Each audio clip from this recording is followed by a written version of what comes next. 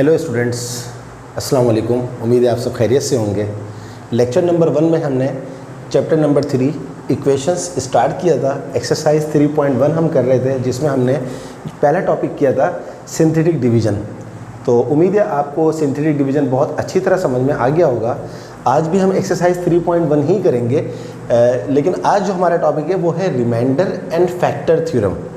क्या मतलब है रिमाइंडर का, क्या मतलब है फैक्टर का, उसको हम एक क्वेश्चन की मदद से समझने की कोशिश करते हैं। क्वेश्चन नंबर 2 है एक्सरसाइज 3.1 का। फॉर व्हाट वैल्यू ऑफ के is x + 5 a factor of 2x³ + kx² - 2x + 15 question mark. Question ये है कि k की वैल्यू क्या हो अगर x + 5 इस पूरी पॉलिनोमियल का फैक्टर है। मैंने आपको क्या बताया था, पॉलिनोमियल का मतलब क्या होता है, अगर आपको एक से ज़्यादा टर्म्स नज़र आ रही हैं तो उस एक्सप्रेशन को आप पॉलिनोमियल कहते हैं। 1 2 3 4 टर्म्स नज़र आ रही हैं तो आप इसको बोलेंगे पॉलिनोमियल। तो k की वैल्यू क्या होगी अगर x + 5 इस पूरे का फैक्टर है। अब देखिए, जब भी फैक्टर का वर्ड आ जाए तो फैक्टर का मतलब होता है कंप्लीटली डिविजिबल। कंप्लीटली डिविजिबल का मतलब ये होता है कि फॉर एग्जांपल आपने 9 को 3 से डिवाइड किया। जब आप 9 को 3 से डिवाइड करेंगे तो वो हो जाएगा 3 3 = 9, 100% डिवाइड हो गया। अगर आप 10 को 2 से डिवाइड करेंगे तो ये हो जाएगा 2 5 = 10, तो कंप्लीटली डिविजिबल बाय हो गया। यानी कि हर वो नंबर जो डिविजिबल बाय हो जाए, कंप्लीट डिविजिबल बाय हो जाए, उसको हम फैक्टर कहते हैं। जैसे अगर मैं आपसे बोलूँ कि क्या 5 25 का फैक्टर है, आप बोलेंगे यस 5 जो है वो 25 का फैक्टर है, इसलिए कि 5 जो है वो 25 को कम्प्लीटली काट देता है। जैसे 25/5 क्या होता है, 5 5 = 25। इसी तरह अगर मैं आपसे पूछूं कि क्या 36 को अगर हम 6 से काटें तो क्या 6 फैक्टर है 36 का, आप बोलेंगे यस 6 6 = 36। लेकिन अगर मैं आपसे बोलूं कि 25 को अगर आप 3 से काटें तो क्या 3 फैक्टर होगा, इसका जवाब है नहीं, क्योंकि कम्प्लीटली डिवाइड नहीं कर रहा। तो फैक्टर का मतलब होता है कंप्लीटली डिविजिबल, या फैक्टर लिखा हुआ हो, या लिखा हुआ और द रूट, या फिर लिखा हुआ रिमाइंडर इज 0। रिमाइंडर 0 हो, रूट हो या कंप्लीटली डिविजिबल हो, इन तीनों का मतलब होता है फैक्टर। सही है। तो अब हम क्या करेंगे, इसका स्टेप्स क्या होते हैं, हमें ये वैल्यू लाके दिखानी है k की कि x + 5 अगर फैक्टर हो इस पॉलिनोमियल का तो k की वैल्यू क्या होगी। तो सबसे पहले हम क्या करते हैं, x + 5 को ले लेंगे 0 के बराबर, इम्प्लाइज दैट 5 को वहाँ शिफ्ट कर दीजिए, ये -5 हो जाएगा। अब आप क्या करेंगे, क्योंकि उसने ये कहा है कि k की वैल्यू बताओ अगर ये फैक्टर है, ये इसका फैक्टर है, तो अगर ये इसका फैक्टर है तो इसका मतलब है कंप्लीटली डिविजिबल बाय हो जाएगा, और कंप्लीटली डिविजिबल बाय का मतलब होता है रिमाइंडर इज 0। यानी कि अब आपके पास क्या हो जाएगा, 2x³ + kx² - 2x + 15। देखें यहाँ पर = 0 नहीं था, अब मैं = 0 डाल रहा हूँ, और यहाँ मैंने ब्रैकेट में रेड जो है वो करके लिखा है कि ये फैक्टर है। फैक्टर है तो 0 के बराबर हुआ, क्योंकि उसने खुद कहा है k की वैल्यू बताओ अगर ये इसका फैक्टर है। ये इसका फैक्टर है, अब हमें प्रूफ करने की ज़रूरत नहीं है कि ये इसका फैक्टर है, ये ऑलरेडी इसका फैक्टर है। तो अब हम क्या करेंगे, 2x³ + kx² - 2x + 15 को 0 के बराबर लेंगे। तो मैंने ये आपको रीज़न बताया कि वाई वी टेक = 0। अब पुट x = -5, ये जो चीज़ आई थी इसको हम पुट करेंगे इसके अंदर। जहाँ जहाँ पर हमें x नज़र आ रहा है वहाँ पर हम -5 रख देंगे। देखिए 2 × x³, x कितना है -5, तो -5 का cube, plus k × x², x क्या है -5 -5 का स्क्वायर, -2 × x, x कितना है -5, प्लस 15 = 0। अब और आगे चलते हैं, -5 का क्यूब आप लोग जानते हैं स्टूडेंट्स, मैट्रिक में पढ़कर आए, -5 के क्यूब का मतलब होता है -5 × -5 × -5, यानी कि -5 का क्यूब होता है -125। इसी तरह -5 का स्क्वायर होता है +25, माइनस प्लस 2 5 = 10, और ये वाला +15 = 0। -125 को जब आप 2 से मल्टीप्लाई करेंगे तो आपका आंसर आ जाएगा -250, और k को जब आप मल्टीप्लाई करेंगे 25 से तो आ जाएगा 25k, और 15 और 10 होता है 25 = 0। अब आप इसको देख लीजिए, ये 25k ऐसे ही आ गया, -25 माइनस 250 प्लस 25 माइनस 225 होता है इज इक्वल टू 0। इस माइनस 225 को वहाँ शिफ्ट कर दे तो ये 225 हो जाएगा।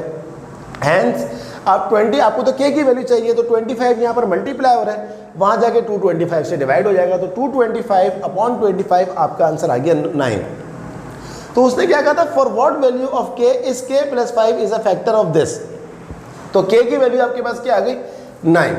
आई होप कि आपको ये बात समझ में आ गई होगी कि किस तरह फैक्टर दिया हुआ होता है और क्या इसके स्टेप्स होते हैं। एक और क्वेश्चन करते हैं ताकि आपको और अच्छी तरह समझ में आ जाए।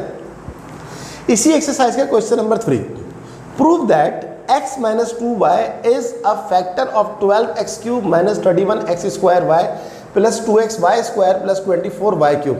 अब स्टूडेंट्स देखें, यहाँ पर आपको प्रूफ करना है कि ये फैक्टर है इसका।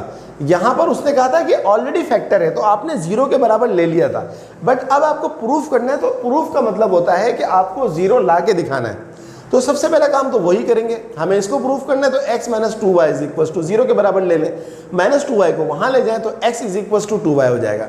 अब इस पॉलिनोमियल में जहाँ जहाँ आपको x नज़र आ रहा है वहाँ वहाँ आप क्या करेंगे, उस जगह पर आप 2y रख देंगे। तो देखें 12x³ x की वैल्यू क्या बन रही है 2y का क्यूब माइनस 31x², x कितना है 2y का स्क्वायर मल्टीप्लाई बाय y, तो ये लिखा हुआ प्लस 2 इंटू x कितना है 2y स्क्वायर, ये आ गया प्लस 24y क्यूब।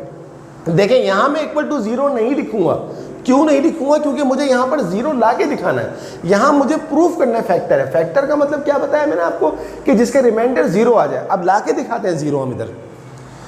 2y का क्यूब क्या होता है 2 का क्यूब 8y का cube y cube minus 31 2y का स्क्वायर क्या होता है 2 का स्क्वायर 4y का स्क्वायर y स्क्वायर, और ये वाला y ऐसे ही लिखा हुआ है 2 2 ज़ा 4, ये आ गया 4y इंटू वाई स्क्वायर।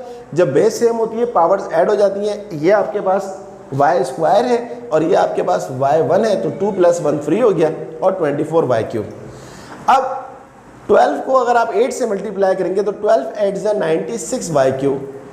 31 को अगर आप 4 से मल्टीप्लाई करेंगे 31 4 ज़ा 124 और y स्क्वायर इंटू y1 क्या हो गया y क्यूब, तो ये हो गया 124y cube plus 4y cube plus 24y cube.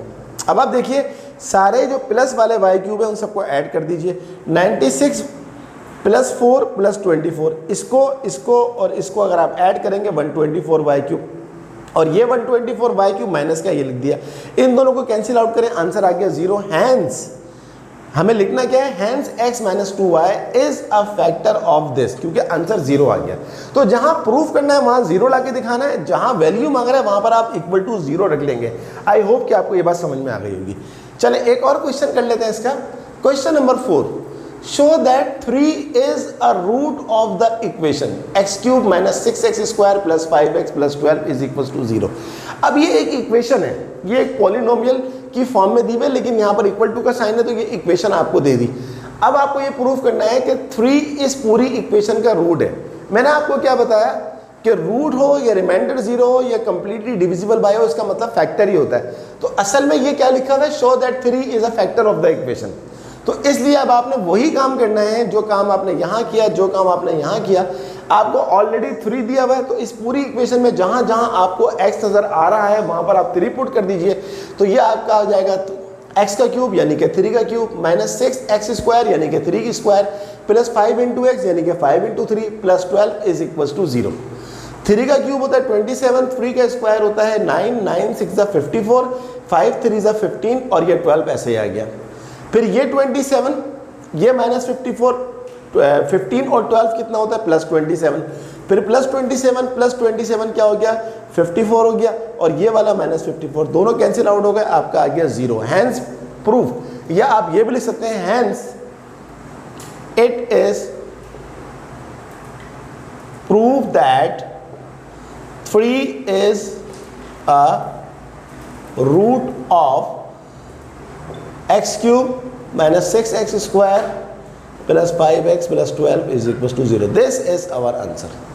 तो आई होप स्टूडेंट्स आपको समझ में आया हुआ है इसका मतलब कि फैक्टर क्या होता है, रिमाइंडर क्या होता है, और उससे रिलेटेड जो एक्सरसाइज में क्वेश्चंस हैं वो हमने किए हैं। एक क्वेश्चन इसमें और रह गया, क्वेश्चन नंबर 5, वो मैं आपको आपकी प्रैक्टिस के लिए दे देता हूँ, क्योंकि सारे क्वेश्चंस करवाऊंगा तो फिर वो प्रैक्टिस नहीं बनेगी आपकी।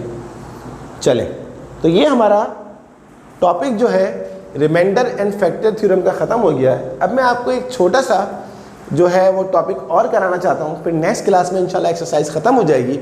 इसको मैं रब कर देता हूँ।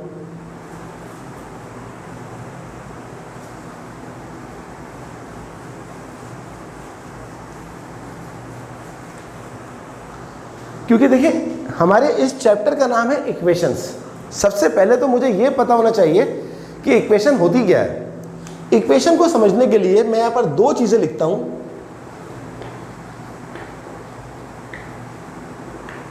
एक होता है एक्सप्रेशन और एक होती है इक्वेशन। दोनों में जो बेसिक डिफरेंस है वो ये है कि एक्सप्रेशन में for example x square plus 5x plus 6 is equals to 0, sorry x square plus 5x plus 6, और यहाँ पर मैं लिखता हूँ x square plus 5x plus 6 is equals to 0। तो एक्सप्रेशन में और इक्वेशन में जो सबसे मेन डिफरेंस है वो ये होता है कि एक्सप्रेशन के अंदर इक्वल टू का साइन नहीं होता, not include equal sign, equal to का साइन नहीं होता, और इक्वेशन में इंक्लूड इक्वल साइन। तो ये है बेसिक डिफरेंस एक्सप्रेशन का और इक्वेशन का। एक और बात, एक्सप्रेशन को आप सिर्फ कैन फैक्टराइज, हम एक्सप्रेशन को सिर्फ फैक्टराइज कर सकते हैं। फैक्टराइज का मतलब होता है, ये आपने मैट्रिक में पढ़ा होगा, कॉमन लेना। जैसे मिडिल टर्म ब्रेक होता है और कॉमन लेके होता है, 4 फैक्टर्स होते हैं, 3 फैक्टर्स होते हैं, 2 फैक्टर्स होते हैं। लेकिन इक्वेशन को हम कैन सॉल्व। जैसे मिसाल के तौर पर मैं अगर आपसे कहूं फॉर एग्जाम्पल, अगर लेट सपोज आपके पास लिखा हुआ है x square minus 2x plus 3, अब मैं आपसे कहूं कि आप इसको फैक्टराइज करें, तो अब आप इसको फैक्टराइज करेंगे, आपके पास मिडिल टर्म ब्रेक मेथड है। फैक्टराइज तो आप इसको कर सकते हैं, जैसे मिसाल के तौर पर x square minus 3x plus 1x plus 3, इस तरह ये फैक्टराइज नहीं हो पाएगा क्योंकि इसमें साइन का डिफरेंस है। या फिर एक और ले लेते हैं, x square minus 5x plus 6।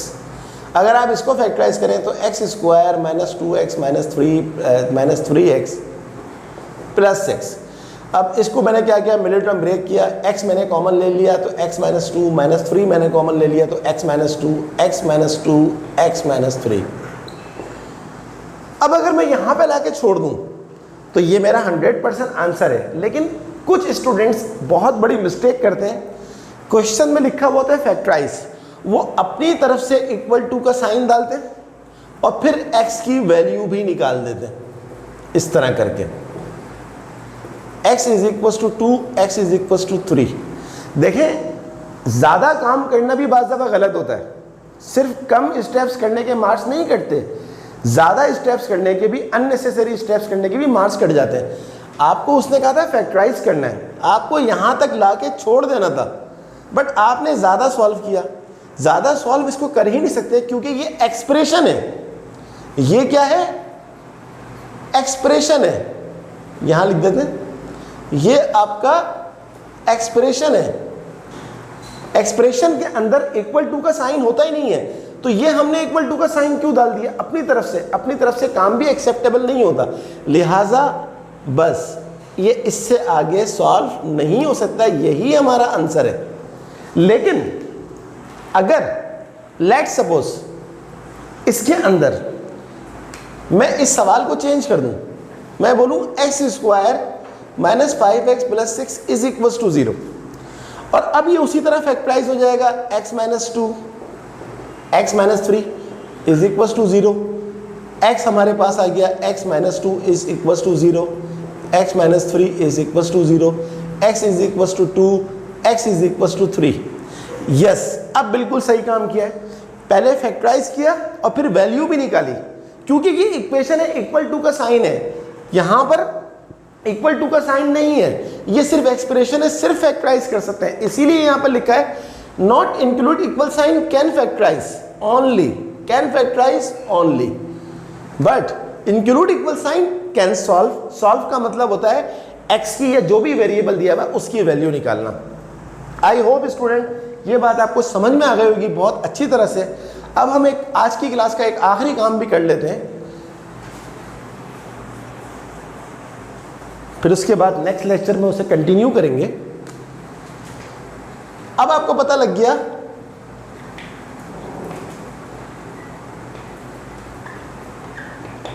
कि एक्सप्रेशन क्या होता है, इक्वेशन क्या होता है। अब हम बात करते हैं क्वाड्रेटिक इक्वेशन की, कि क्वाड्रेटिक इक्वेशन क्या होती है।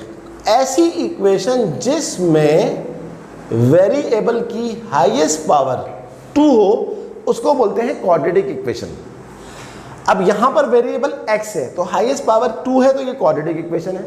अच्छा, ये जरूरी नहीं है कि हमेशा x हो, ये भी तो हो सकता है ay² plus by plus c is equal to 0, ये वेरिएबल है, हाईएस्ट पावर 2 है तो ये क्वाड्रेटिक इक्वेशन है। इसी तरह जैसे मैंने अभी लिया था x² minus 5x plus 6 is equal to 0, तो ये भी क्वाड्रेटिक इक्वेशन है क्योंकि हाईएस्ट पावर 2 है। अब क्वाड्रेटिक इक्वेशन को सॉल्व करने के हमारे पास कुछ मेथड है। Method to solve quadratic equation. पहला मेथड जो हम कल की क्लास में करेंगे वो है कंप्लीटिंग स्क्वायर।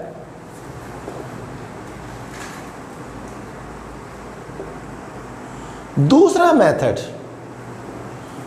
जो हम करेंगे क्वाड्रेटिक फॉर्मूला।